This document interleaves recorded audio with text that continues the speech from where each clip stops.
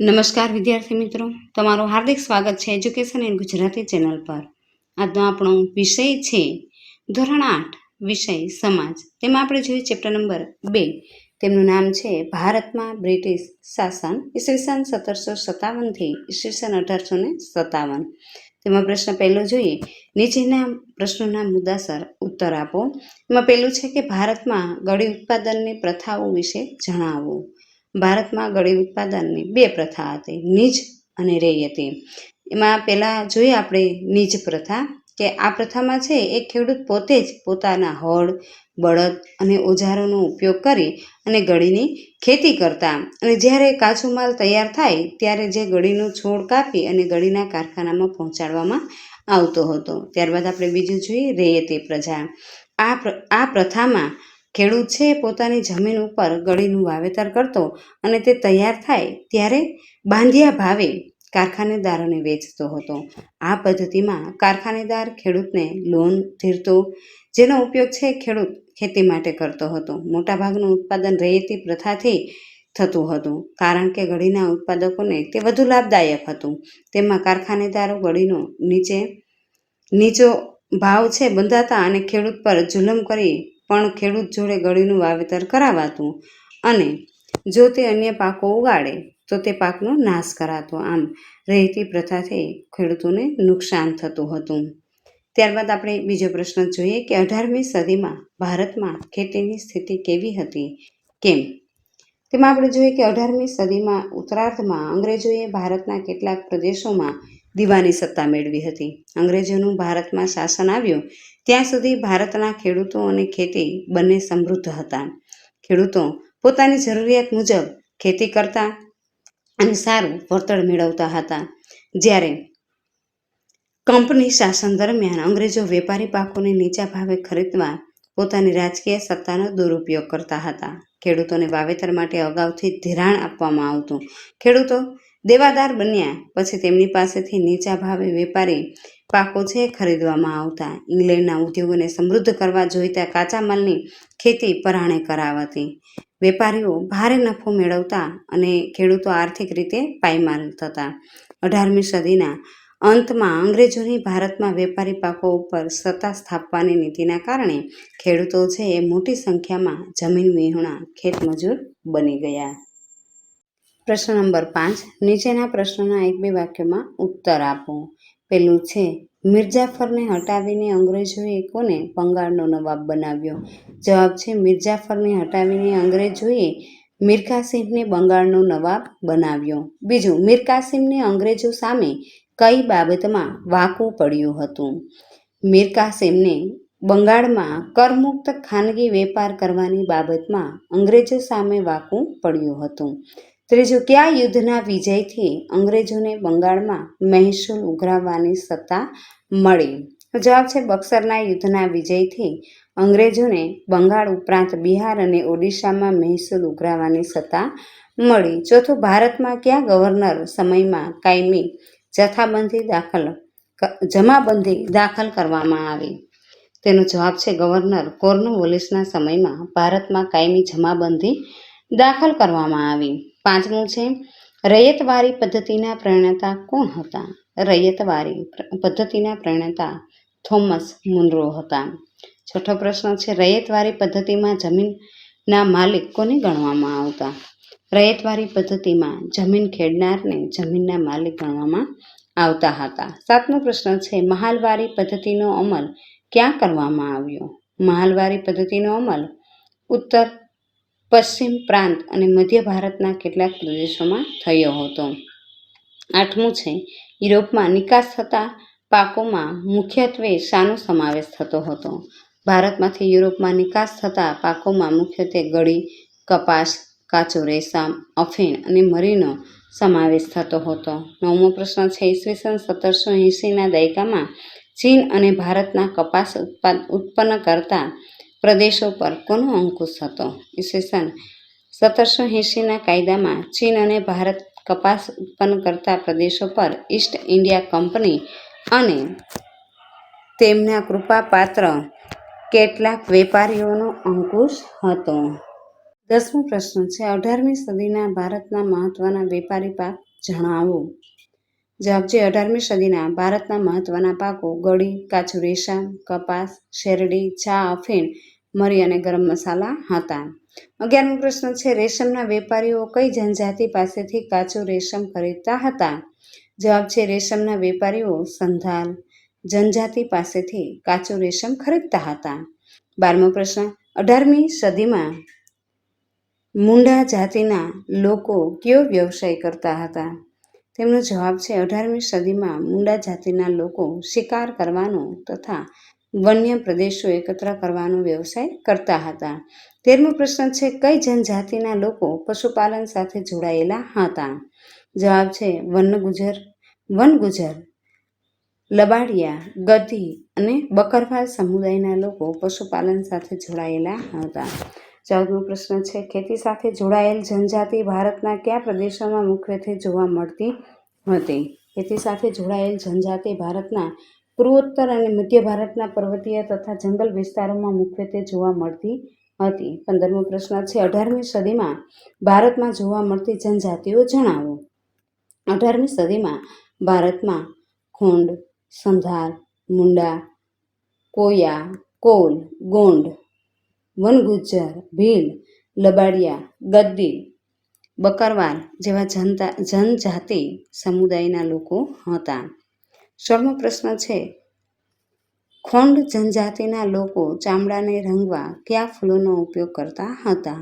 ખોંડ જનજાતિના લોકો ચામડાને રંગવા માટે કસુંબી અને પલાસના ફૂલોનો ઉપયોગ કરતા હતા. 17મું છે કઈ જનજાતિના સમૂહે સ્થાયી ખેતી કરી અને જમીનના અધિકારો મેળવ્યા હતા?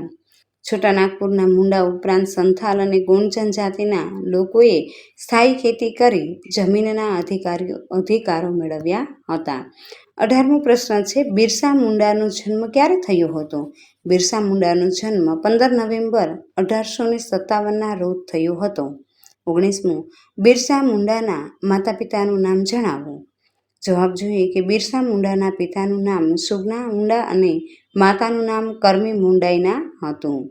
20મો પ્રશ્ન ઉલગ-ગુલાન ચળવળનો પ્રભાવ કયા પ્રદેશમાં હતો? જવાબ છે ઉલ-ગુલાનનો પ્રભાવ તે સમયના દક્ષિણ બિહારના છોટા નાગપુર વિસ્તારનો હતો. 21મું છે બિરસા મુંડાનું મૃત્યુ ક્યારે થયું હતું? બિરસા મુંડાનું મૃત્યુ ઈસવીસન 1900માં થયું હતું. ત્યારબાદનો પ્રશ્ન નંબર 6 મને ઓળખો. એમાં પહેલું છે બક્સરના યુદ્ધ સમયે હું મુગલ સામ્રાજ્યનો બાદશાહ હતો. ઉત્તર છે શાહ આલમ બીજો. બીજું મેં મહાલવારી પદ્ધતિ દાખલ કરી હતી. વોલ્ટ સેકેન્જી. ત્રીજું 18મી સદીના પંજાબના પહાડી પ્રદેશમાં રહેનાર જનજાતિ વનગુજર. ચોથું આંધ્રપ્રદેશમાં રહેતો અને ગાય ભેંસ પાળતો જનજાતિ સમુદાય લબાડિયા. અને પાંચમું મેં ઉલ-ગુલાન ચળવળનું નેતૃત્વ કર્યું હતું બિરસા મુંડા. ત્યારબાદ પ્રશ્ન નંબર 7મો જોઈએ કે આપેલા પ્રશ્નોના સાચા ઉત્તર માટે વિકલ્પ પસંદ કરી અને લખો. પેલું છે ઈસ્ટ ઇન્ડિયા કંપનીની ખાલી જગ્યા બંગાળની દીવાની સત્તા હતી. એનો જવાબ આવશે મુગલ બાદશાહે. બીજું કાયમી જમાબંધીમાં જમીનદારો મહેસૂલનો ખાલી જગ્યા ભાગ જમા કરાવતો જ્યારે ખાલી જગ્યા ભાગ પોતાની પાસે રાખતો. એમાં જવાબ આવશે 9 અને 10. ત્રીજું જોઈએ ઈસવીસન 1820માં કયા બે પ્રાંતોમાં રયતવારી પદ્ધતિ લાગુ કરવામાં આવી? જવાબ આવશે બી મુંબઈ અને ચેન્નઈ. ચોથું છે મહાલવારી પદ્ધતિમાં જમીન મહેસૂલ વસૂલ કરવાની જવાબદારી કોને સોંપવામાં આવી હતી? તો કે ગામના મુખીને. પાંચમું કાયમી જમાબંધી રયતવારી અને મહાલવારી જમીન મહેસૂલ પદ્ધતિની શરૂઆત કરનાર હતા. એમાં જવાબ આવશે કોર્નવોલિસ, થોમસ મુનરો અને વોલ્ટ મેકેન્ઝી. છઠ્ઠું 18મી સદીના સમયગાળામાં ઇંગ્લેન્ડમાં કાચું રેશમ ક્યાંથી આવતું? સ્પેન અને ઇટાલીમાંથી. સાતમું છે ગળી એ ખાલી જગ્યામાં વપરાતું દ્રવ્ય છે. તેમાં જવાબ આવશે રંગકામ. આઠમું ઈસવીસન 1790 સુધી યુરોપિયન દેશો ગળી ક્યાંથી મેળવતા હતા? જવાબ છે કેરેબિયન દેશોમાંથી. નવમું અંગ્રેજો ભારતમાં પોતાની હકૂમત હેઠળના પ્રદેશોમાં યુરોપિયનને વસાવી ગળીનું ઉત્પાદન વધારવા લાગ્યા.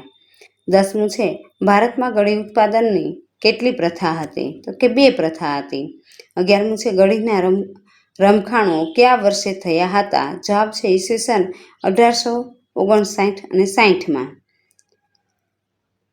12મું છે પૂર્વ ભારત ગળી અને પશ્ચિમ ભારત કપાસ. 13મું ઝારખંડ રાજ્યમાં હજારીબાગ આસપાસ કયા આદિવાસીઓનો સમૂહ રહેતો હતો? જવાબ છે સંથાલ. 14મું હજારીબાગ સંથાલ તો છોટા નાગપુર મુંડા. 15મું છે ખોંડ જનજાતિ માટે નીચેના પૈકી શું ખોટું છે? તેમાં આવશે બીજું ટોળી બનાવી શિકાર કરતા અને ચોથું ચામડાને રંગવાનો વ્યવસાય કરતા. 16મું છે આદિવાસીઓમાં થતી સ્થળાંતરિત ખેતી એ કયા નામે ઓળખાતી હતી? તો કે ઝૂમ ખેતી. 17મું નીચેના આદિવાસી વિદ્રોહોને કાલાનુક્રમમાં ગોઠવો. એનો જવાબ છે કોલ, સંથાલ, બશીર અને વારલી. 18મું છે ઉલગુલતાન ચળવળની શરૂઆત ઈસવીસન 1895માં થઈ. ઉલગુલાનનો અર્થ મહાન વિદ્રોહ થાય છે. 20મું આદિવાસીઓ કોના નેતૃત્વમાં મુંડરાજ સ્થાપિત કરવા ઈચ્છતા હતા? બિરસા મુંડા. પ્રશ્ન નંબર 8મો છે ખાલી જગ્યા પૂરો. પહેલું ઈસવીસન 1820માં થોમસ મુનરો ખાલી જગ્યાના ગવર્નર હતા. જવાબ આવશે મદ્રાસ. બીજું બ્રિટિશ મહેસૂલી દફતરમાં ગ્રામ અથવા ગ્રામ સમૂહ માટે મહાલ શબ્દ પ્રયોગ થતો હતો.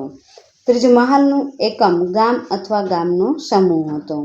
ચોથું બંગાળમાં દીવાની સત્તા મેળવ્યા બાદ ઈસ્ટ ઇન્ડિયા કંપનીનો મુખ્ય ઉદ્દેશ યુરોપમાં માંગ હોય તેવી વસ્તુઓ ભારતમાંથી મેળવવાનો હતો.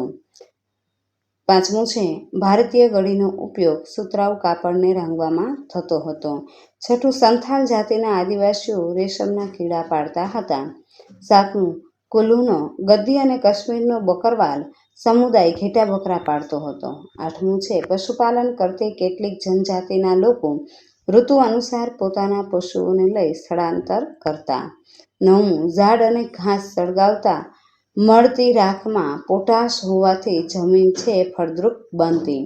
10મું બશીર વિદ્રોહ છત્તીસગઢ અને વારલી વિદ્રોહ મહારાષ્ટ્ર.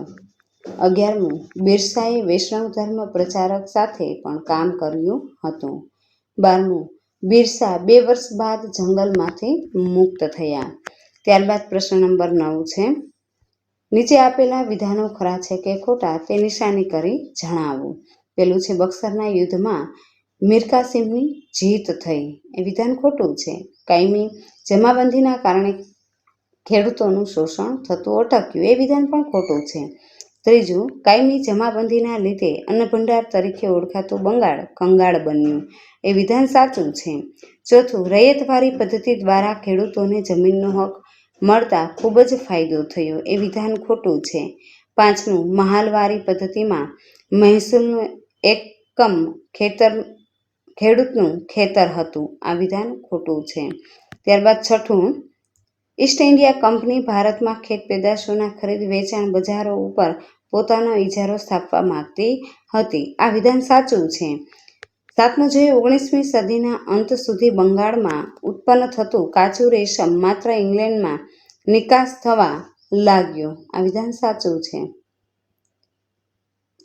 8મું છે ગળીનો છોડ ઠંડા પ્રદેશમાં ઉગે છે. આ વિધાન ખોટું છે. 9મું છે કંપનીના શાસકો ગળીનું વાવેતર કરનાર ખેડૂતોની ફરિયાદ યોગ્ય રીતે સાંભળતા હતા. આ વિધાન ખોટું છે. 10મું અંગ્રેજોની વેપારી શોષણ નીતિને કારણે ખેડૂતો અને જનજાતિના લોકોએ અંગ્રેજો સામે બળવું કર્યું. આ વિધાન સાચું છે. 11મું ખોંડ જાતિના આદિવાસીઓ સમૂહ શિકાર અને જંગલ પેદાશોનો સંગ્રહ કરતા હતા. આ વિધાન સાચું છે. 12મું વનગુજ્જર સમુદાય કાશ્મીરના પહાડી વિસ્તારોમાં રહેતા હતા. આ વિધાન ખોટું છે. 13મું જનજાતિના લોકો ખેતી કરતા ન હતા. આ વિધાન ખોટું છે. 14મું જનજાતિ સમુદાયના મુખિયાઓએ કંપની શાસકોને નજરાણા આપતા હતા. આ વિધાન સાચું છે. 15મું જોઈએ બિરસા મુંડાએ જનોઈ ધારણ કરી હતી. આ વિધાન સાચું છે. 16મું ઉલગુલાન ચળવળથી પ્રભાવિત વિસ્તાર લગભગ 400 ચોરસ માઇલનો હતો. આ વિધાન સાચું છે. 17મું કંપની શાસનને લીધે મુંડાઓના પરંપરાગત હકો જળવાયેલા રહેતા હતા. આ વિધાન ખોટું છે. 18મું છે બિરસા મુંડાની વાત તેના સમુદાયના લોકો માનતા ન હતા. આ વિધાન ખોટું છે. 19મું બિરસાએ સફેદ ઝંડાવાળા બિરસા રાજ માટે ચળવળ ફરી શરૂ કરી. આ વિધાન સાચું છે. 20મું બિરસા મુંડાનું મૃત્યુ થવા છતાં બિરસા મુંડા ચળવળ મંદ ન પડી. આ વિધાન ખોટું છે. ત્યારબાદ પ્રશ્ન નંબર 10 જોઈએ, જોડકા જોડો. એમાં અ અને બ છે એ આપેલા છે. બ માંથી આપણે જવાબ ગોતી અને લખવાનું છે. આમાં પહેલું છે રૈયતી પ્રથા, એમાં જવાબ આવશે સી ગળી ઉત્પાદન. બીજું રૈયતી વારી પદ્ધતિ, તેમાં જવાબ આવશે જમીન મહેસૂલની પદ્ધતિ. ત્રીજું ઉસ્કુલાન ચળવળ, તેમાં જવાબ આવશે ડી છોટા નાગપુર. ચોથું વારલી લોકોનો બળવો, તેમાં જવાબ આવશે બી મહારાષ્ટ્ર. બીજું જોઈએ આપણે, એમાં અ અને બ આપેલા છે. બ માંથી જવાબ ગોતી આપણે લખવાનું છે. એમાં પહેલું છે ખોંડ સમુદાય, તેમાં જવાબ આવશે ડી ઓડિશા. બીજું વકરવાલ, જવાબ આવશે સી કાશ્મીર. ત્રીજું ગદ્દી, એમાં જવાબ આવશે એ કુલ્લુ. અને ચોથું મુંડા, જવાબ આવશે બી છોટા નાગપુર.